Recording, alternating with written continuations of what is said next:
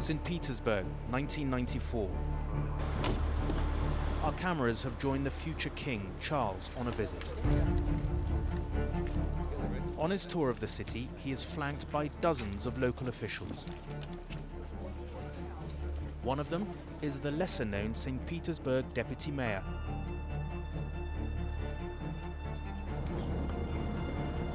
A quiet man with an unusual background. This is the first time that UK television cameras ever came across Vladimir Putin. Charles does not know it, but he is standing next to one of the most consequential figures in Russia's long history. A man who will go on to transform the course of the 21st century. Vladimir Putin! Who will bring war back to Europe, and with it, the loss of hundreds of thousands of lives. But where did he come from? What turned this unassuming outsider into the man we see today? And what, in his heart of hearts, does he really want? Putin's story begins in the same city, then called Leningrad, in the 1950s. It had been devastated by a brutal Nazi siege a few years earlier. In the face of ghastly privations, the people of this city held on, right in the front line, continually subjected to shelling and bombing. His father went off to fight, while his mother battled starvation at home. Both are thought to have suffered from lasting trauma for years after. He grew up with this great understanding that Russia suffered, the Soviet Union suffered. Unlike in Moscow, where I'm from, people in St. Petersburg are much more prone not to leave any food on their plates. And they keep, even those who were born much later than Putin, they would say, well, during the blockade, it was, people had no food whatsoever, and so we cannot really do this. The details of Putin's upbringing paint a picture of a rough childhood in a hostile neighborhood. One particular story has endured, of the day a young Putin was chasing a rat around his apartment stairwell. Начал ее гонять, загнал ее в какой-то угол. Она развернулась и побежала за мной. И не просто побежала, она еще пыталась прыгнуть мне на голову. Вот это все должны иметь в виду. Лучше никогда никого в угол не загонять. To this day, historians have drawn parallels between the cornered rat and the young Putin himself, a small boy who was frequently targeted by bigger kids. He grew up in a tough environment in which he had to defend himself, and that made him aware of the fact that if he doesn't hit first, or if he doesn't show strength, he would be hit more, and I think that certainly influenced his character today. He's very competitive, he's very vindictive, and he was looking for a means of, if you like, turning over the bigger and more advantaged kids. As a teenager, Putin became captivated by romantic portrayals of the now notorious Soviet secret service, the KGB. His biggest inspiration was this film, The Shield and the Sword, the story of a Soviet spy embedded in Nazi Germany. I watched it only when I became interested in Putin, and I kind of see why he would be associating himself with this tall, skinny man who quietly, cleverly fights against foreign enemies, foreign and domestic. But when Putin did join the KGB, the reality was very different to the propaganda films he used to watch. There were the elite KGB who were trained to be spies, to go abroad, who were very sophisticated. That's not the bit that Putin was in. Putin, as a young KGB officer, was patrolling the streets of Leningrad, trying to keep an eye on dissidents and also keep an eye on foreigners. A fairly low-grade occupation in a bit of the KGB that was really very thuggish. In the 1980s, Putin was posted into the East German city of Dresden, working as a liaison to their own secret police, the Stasi. It's not quite clear exactly what he was doing in Dresden, not doing anything particularly sexy or interesting, but leading a comfortable, privileged life. And then suddenly, the world collapses around him. Mr. Gorbachev, tear down this wall. East Germany announces it's opening its borders. Its people can walk through the wall that's imprisoned them since 1961. Just before 10 o'clock, the moment Berliners have waited 28 years for. The fall of the Berlin Wall. The first step towards the reunification of Germany and the end of Soviet occupation. Vladimir Putin was watching in real time the disintegration of the Berlin Wall. He was seeing, for the old guard, for the kind of conservative Russians, the humiliation as their empire began to fall apart. And there was nothing worse for Putin and others in the KGB than to see the influence of the USSR dwindle and it becoming really something of a laughing stock. Soon after, in Dresden, demonstrators took to the streets in their hundreds. From the KGB building there, Putin called Moscow, urging them to send military backup. He was met with 3 words that would come to haunt him. Moscow is silent. The Soviet leader, Mikhail Gorbachev, would not come to his aid. I spoke to Gorbachev myself about this. Gorbachev said, well, I didn't want to dictate the fates of people who didn't want to be with us. But Putin came out of that idea that you do need to control people who don't want to be with you, because that's your strength.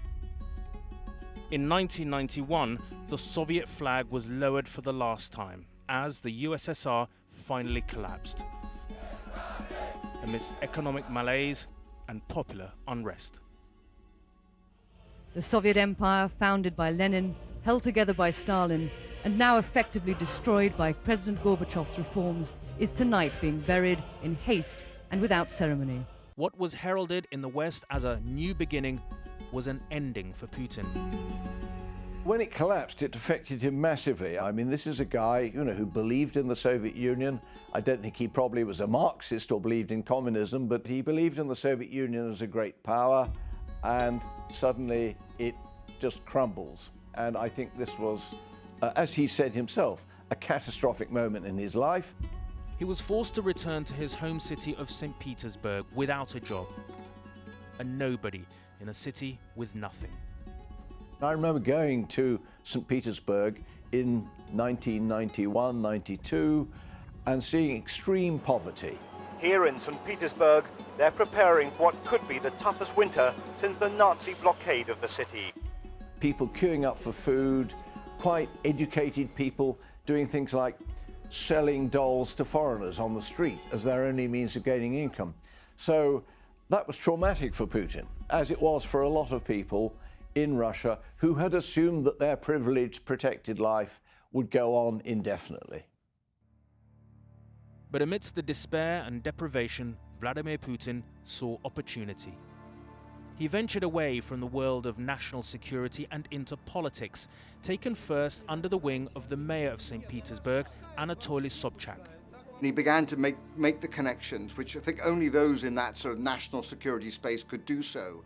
And he began to recognize that, in fact, if he played his cards right, he could have real influence. And I think it was in those years, in those early St. Petersburg's years, that he recognized that if everything fell into place, if he could build up the network with the national security apparatchiks and with the oligarchs, then perhaps it wasn't too ambitious to see himself actually in the Kremlin itself.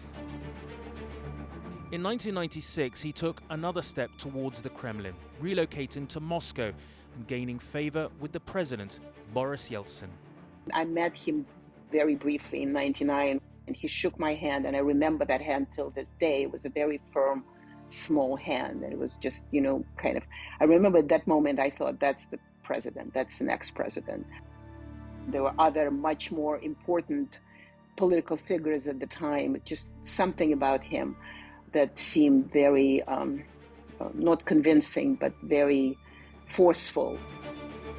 For the wider world, though, the news in 1999 that Putin was appointed prime minister and named as Yeltsin's successor as president came as a surprise. The man that Boris Yeltsin has now chosen to lead his battered government is virtually unknown to the public. As parliamentarians muttered, several politicians said it was just lunacy. He was this nondescript personality, and he was very, very obviously insecure. And the entire political class in Moscow was saying, who on earth is this guy? And he'd been put there by Yeltsin because he was competent, young, sober, but he had no charisma. He'd never made a political speech in his life. It was only months later that Yeltsin resigned. And up stepped Vladimir Putin as President of Russia. There was a view in Moscow at the beginning of his presidency 25 years ago that this was a rather weak leader who was going to be transitional, and then some stronger figure would emerge to really be the next proper president of Russia a few years down the road. Well, it turned out otherwise. These are Vladimir Putin's opening steps on the international stage. His visit to the UK that same year was one of the first chances the Western world had to size him up. It was a red carpet moment. Gordon Ramsay, no less, was drafted in to cook for him. How did you enjoy it? Thank you. Good. Lovely.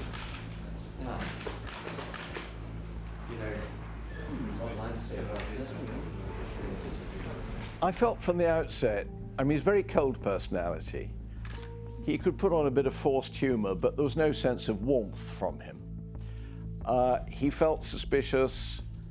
You could detect a certain paranoia. There was one thing he did not want to talk about, which large crowds had gathered outside the gates of Downing Street to protest. Russia's criminals! That was allegations of human rights abuses in Russia's brutal war with the breakaway republic of Chechnya. The moment anybody mentioned Chechnya to Putin, he would get extremely angry, and he would go into a sort of 20-minute rant on the subject. I saw him do it with Tony Blair.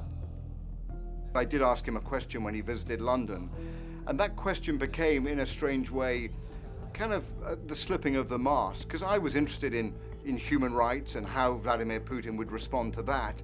How are you going to show that those fears are misplaced and assure people that the hard-won freedoms in Russia are now secure? And what I was faced was kind of an angry rebuke and tirade. And I want to underline yet again that the actions of Russia are not against Muslims, against Chechens. They are directed entirely against international extremism and terrorism. That question did kind of show who Putin was. You know, he was posing and pretending to be this kind of man who could be sympathetic to kind of Western interests, who wanted to be kind of a little bit of a Gorbachev. But in reality, he was always that hard-nosed, gritty KGB professional, angry about humiliation, concerned not about human rights, but about Russian pride. His own staff in the Kremlin would say, when I'd say, you know, things are not going well in Chechnya, and are you sure you've got it right? And they'd say, well, we're not sure we've got it right, but we can't discuss the subject with Putin, because the moment you mention it, they say he just gets angry. Putin's sense of pride was rocked by two other major humiliations in his early years, watched on news channels around the globe. First, the accidental sinking of a Russian nuclear submarine, the Kursk, with more than 100 personnel on board. The nuclear-powered Kursk is the pride of Russia's northern fleet, and an extraordinary human drama and rescue effort is now being played out nearly 500 feet below the surface. It was a moment that tested Vladimir Putin in a way that he'd never been challenged before. He had to act not as a sort of KGB officer, but as the leader of a nation. He had to deal with things he'd never had any experience of, like public relations, like dealing with an angry public. In the days after the Kursk submarine sank, there was a sort of furious reaction from the families of the trapped sailors. They wanted to know, well, where was Vladimir Putin? Why couldn't their loved ones be rescued when the Kursk was simply 100 meters underneath the ocean of the Barents Sea. Last night he had a 6-hour-long meeting with the relatives of the lost crew. Russian TV, given sole access, did not broadcast any of the exchanges between the anguished families and their leader. This is the moment when an anguished mother turned her rage on the bemused Deputy Prime Minister of Russia. Then, in a chilling incident, more reminiscent of the old Soviet Union, a woman doctor appears behind her, clearly holding a syringe. When the distraught mother continued to harangue the Deputy Prime Minister, several senior Navy officers tried to restrain or console her, while the doctor seems to administer a sedative. Vladimir Putin failed spectacularly to meet the moment. And I think it tells us something that he was unable to interact with the families of the loved ones, of those sailors. He didn't even, in the first instance, even break away from his vacation. Above all else, it tells us something really kind of quite chilling about Vladimir Putin, because in his conduct with Western naval rescue forces who were trying to save those trapped sailors. The once mighty Russian Navy is adamant it does not need the assistance of Britain or the United States. It is clear from the outset that he prized pride, the pride of the Russian Northern Fleet, and he prized the secrets of the Kursk far higher than he prized the lives of his sailors. And I think from that we really begin to learn about who Vladimir Putin was and how he viewed leadership. He saw the Kursk as basically a symbol of Russian naval pride. He didn't see it in terms of 118 sailors who would die because he refused to help Western rescue forces reach the scene and reach the hatch. So it is a remarkable kind of moment for Vladimir Putin, but also a metaphor for how Putin's presidency became one of a sort of national security apparatchik, if you like, rather than somebody who could portray himself as father of the nation. And it became clear that he could never really outlive his KGB past. In 2004, another humiliation. Huge political upheaval in Ukraine. Protests came to a head over allegations that the presidential election was rigged in favor of Putin's ally, Viktor Yanukovych, in what became known as the Orange Revolution. He was indeed hugely humiliated by the Orange Revolution. He had backed the loser there, and his erstwhile friends in the West obviously were on the side of the Orangers. Putin was furious over that. He wouldn't take phone calls. His staff told me that he was so angry that when he came in the morning, they'd hide under their desks. He never forgets a slight. Whenever he feels he's been defeated, and this is the old judo player in him, he has to get up and try to knock the other guy over. And Putin did not forget. In 2014, his ally, Viktor Yanukovych, was ousted for a second time in the wake of deadly clashes between demonstrators and police. And then he struck. For the first time since borders were redrawn in 1945, one European country is annexing territory belonging to another. Flanked by his generals, the Russian president consolidated his troops in Crimea. Whatever the consequences for the international order, whatever the cost in sanctions, Russia's elite gathered to give President Putin a triumph worthy of a returning Roman general. Crimea has always been and remains, he said, an inseparable part of Russia. He waged war on Ukraine from 2014, but by the end of 2021, he still had not achieved his objective of bringing the Ukrainians to heel. So it was at that point that he decided to go further and go for a full-scale invasion.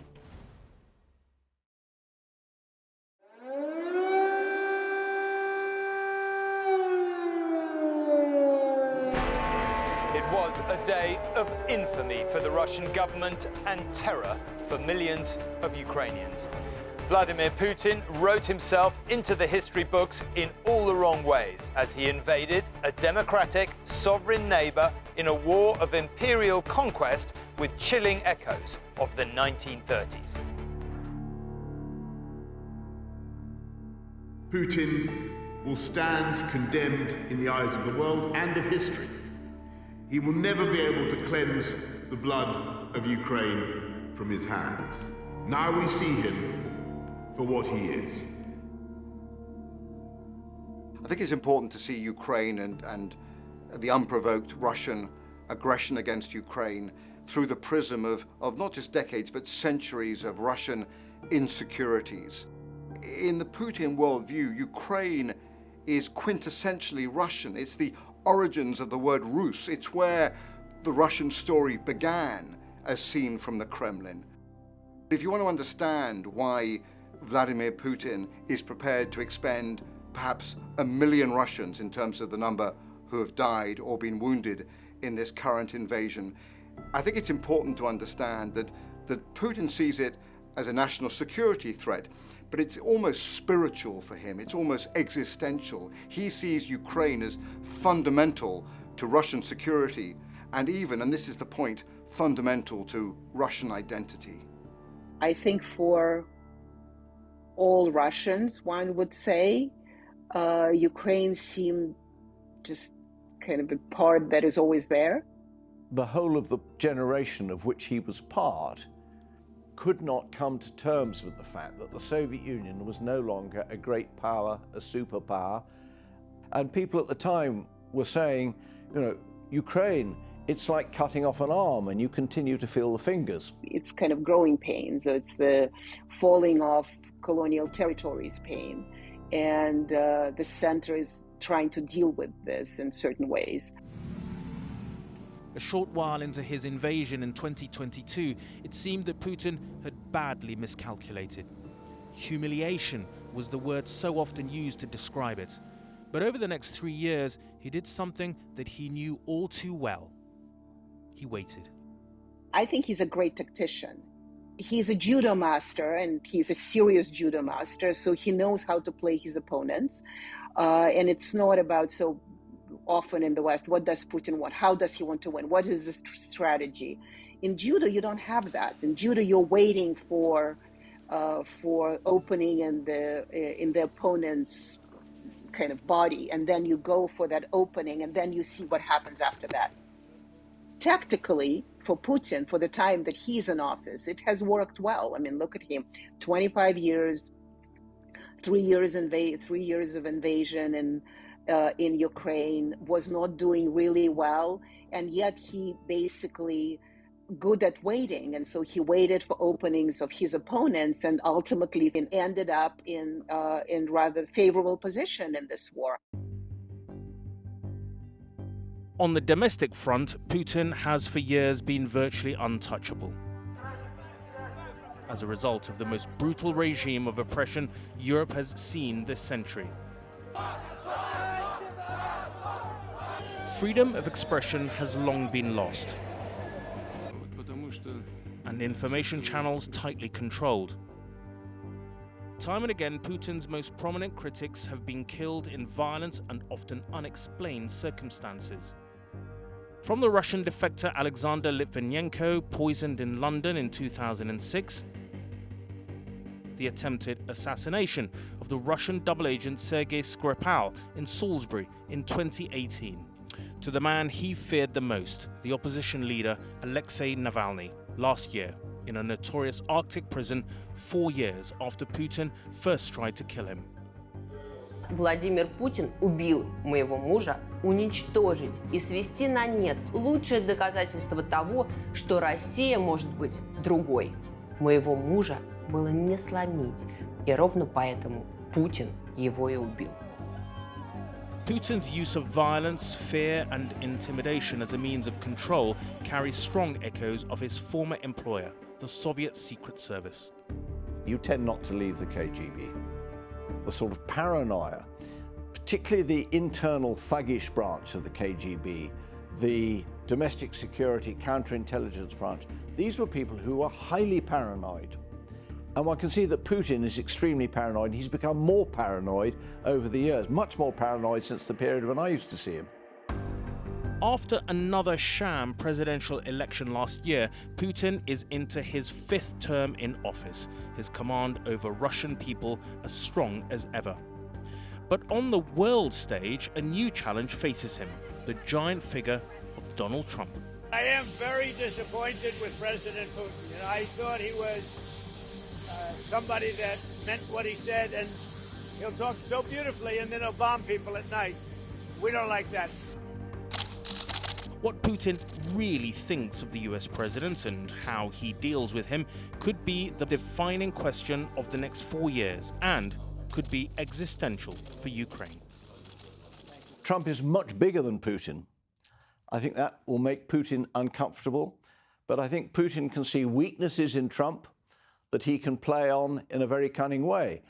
Does Putin genuinely see Trump as a buddy? No, I think he sees him as, if you like, a useful idiot, to use Lenin's phrase, somebody that he can manipulate, flatter, play up to. So I think he's very good at playing Trump. He just knows exactly when to flatter him, what to press, what to not press, and so on and so forth.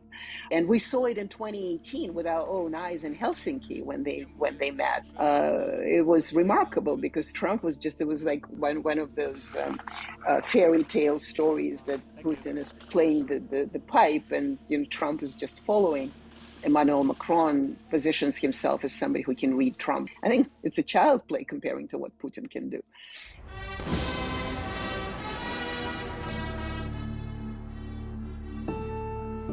A quarter century in the Kremlin has changed Putin, but as he himself said in this interview back in 2015, he has always been shaped by and perhaps defined by his extraordinary past. Somebody in Russia told me there is no such thing as a former KGB man. Once a KGB man, always a KGB man.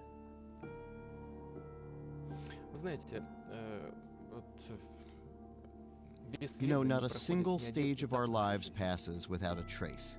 No matter what we're involved in, no matter what we do, all this knowledge we acquire, all the experience will always remain with us, and we carry it further and will use it somehow. Well, in this sense, yes, they're right.